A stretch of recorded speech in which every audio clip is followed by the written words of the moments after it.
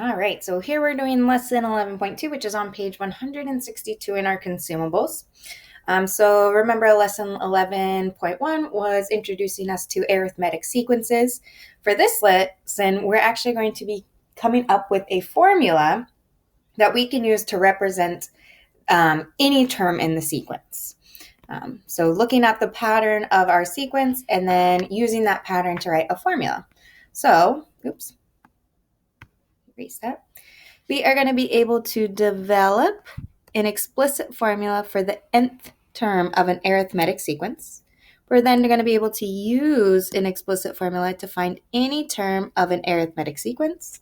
And we are going to be able to write a formula for any arithmetic sequence given two terms or a graph. So this lesson is going to be broken up in two videos. So the first video will cover this one, and then the second video will cover this last learning target. Remember that a sequence is just a list of numbers. So like, for example, I could have 4, 8, 12, 16. This is a sequence. It's just a list of numbers. Each term in the sequence, so 4 is a term, 8 is a term, 12 is a term, 16 is a term. Each term in the sequence has a specific position in the sequence, and that's their nth position, so their term number. So for example, 16 is in the 4th position, so that's when n is equal to 4 because 16 is in the 4th position and so forth. So we need to keep that in mind that each number is in a certain position. Keyly, that this first number is in the 1st position. So that's when n is equal to 1. All right. So 1 says, rewrite the terms of the toothpick sequence and identify the common difference. So the terms would be, so these were from 11.1. So it'd be 8, 11, 14, 20, 26, 32, and then so forth if that pattern kept going. So then it says, find the next 3 terms in the sequence without building toothpick models. Explain how we found our answers. Well, we noticed that each new model we increased by 6. So the next one would be 32 plus 6, so 38. Then we have another 6, so that'd be 44. Then another 6 would be 50. And we explain how we found our answers. We just add 6 to the previous term. We add 6 to the previous term.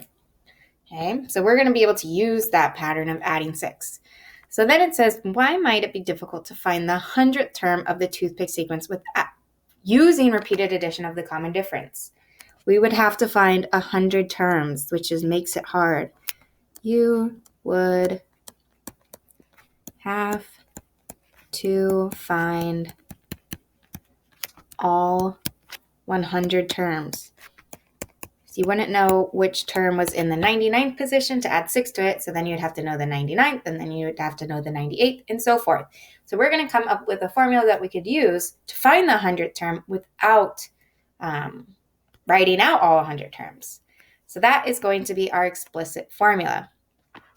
So in writing in our math notebooks, an explicit formula for an arithmetic sequence describes any term in the sequence using the first term and the common difference. So if I know the first term and the common difference, I'm going to be able to write this formula. So it says an explicit formula for a sequence allows you to compute any term in the sequence without computing all the terms before it.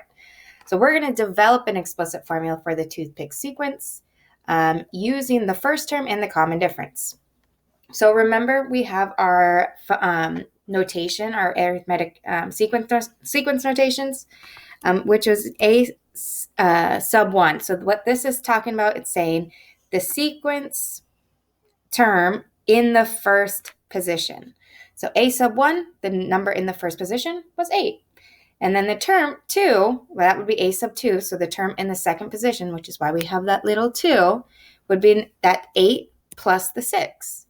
And then the third term, a sub 3, so the term in the third position, which was the 8 plus the 6 plus the 6. Or if we remember, repeated addition is the same as multiplication, so this would be 2 times 6. So a sub 3 would equal 8 plus 2 times 6 because we're adding 6 twice.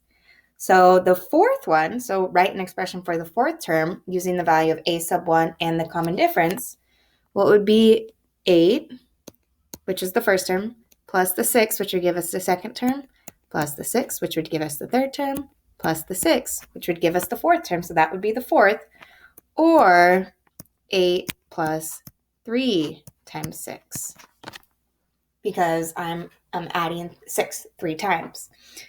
So then it says, use the patterns we observed to determine the 15th term. So let's look at this. To find the first term, I don't add any 6. To find the second term, I only add 1 6. To add the third term, I only add 2 6s. To find the fourth term, I only add 3 6s.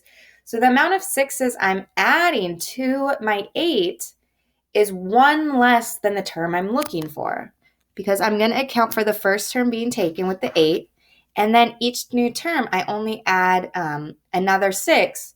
So to get to 15, I would only need to add 14 6s. So, because I'd have my first term and then all the 14 terms that follow it. So this would give me my 15th term, which when I do that math, I would actually equal 92. So the 15th term in the sequence would be 92. And we were able to find that out without finding all 15 terms. So C, we're going to consolidate that summary, and we are going to be able to use this to find the nth term, so any number term in the toothpick sequence, so the one in the nth position. So a sub n, well, it's going to equal my first term, or let's do it in the situation. So it's going to equal the first term plus 6 times n minus 1, because I'm only adding 6 up until the position that comes right before it. So 1 less than the position I'm looking for. So I could use that with n minus 1. Or to generalize it, or to simplify it, I could distribute the 6 to the n and the 6 to the negative 1. So this would also equal 8 plus 6n minus 6, or combining like terms, so the 8 and the negative 6. This would be 2 plus 6n. So either of these formulas work. We're really going to focus in on doing this. But it's key to note that we're only adding the common difference 1 less than the term that we're looking for, which is why we get that n minus 1. Let's generalize this to any sequence. So the formula we wrote in item 4C is the explicit formula for the toothpick sequence. For any arithmetic sequence, A1 refers to the first term, and D refers to the common difference. So write an explicit formula for finding the nth term of any arithmetic sequence.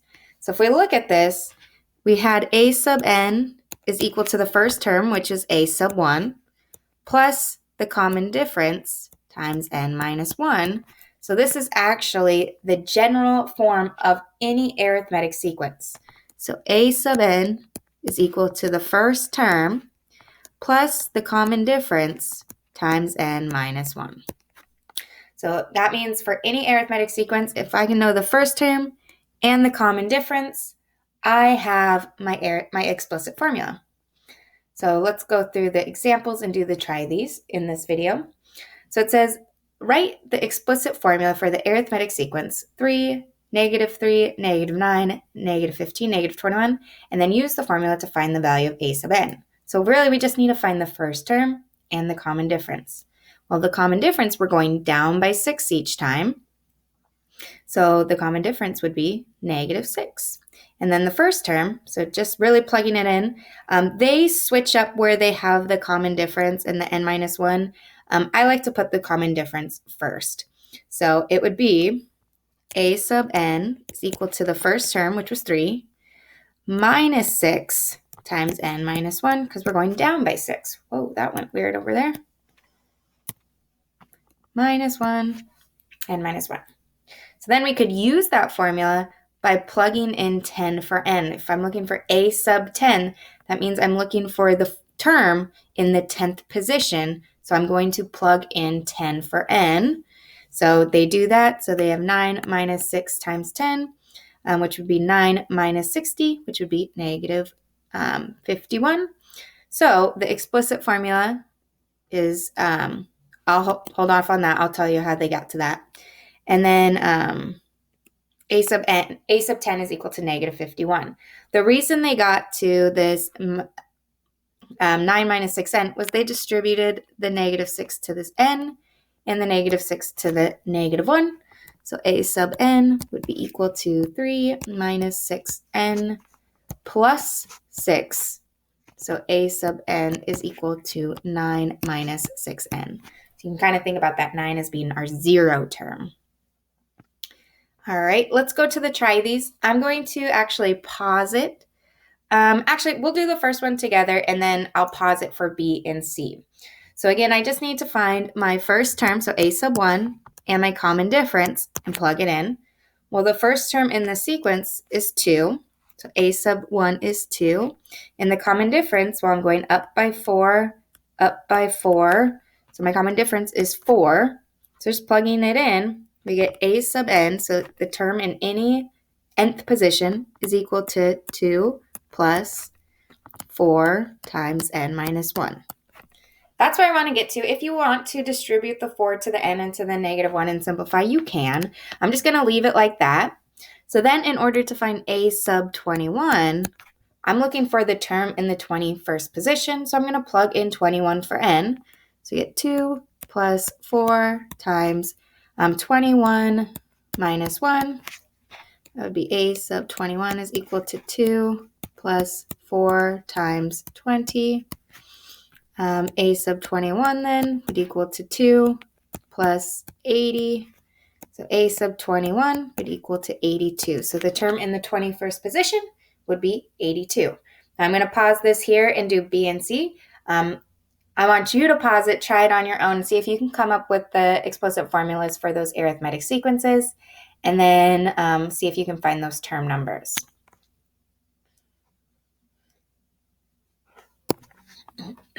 All right, so B, our explicit formula would be a sub n is equal to negative 0.6 minus 0.4 times n minus 1. If you simplified it, that would have been negative 0.2 plus negative 0.4 n. But then the term in the 15th position, so a sub 15, is equal to negative 6.2. For C, we have a sub n is equal to 1/3 plus 2/3 times n minus 1. Or if you simplified that, it would be negative 1/3 plus 2/3 n. And then a sub 37, so the term in the 37th position would be 24 and 1/3. So this was the first two learning targets. So being able to write our explicit formulas and then being able to use them. Part 2 is important because you're going to be able to write explicit formulas given a graph or for 2 points. So it gets a little bit harder for part 2.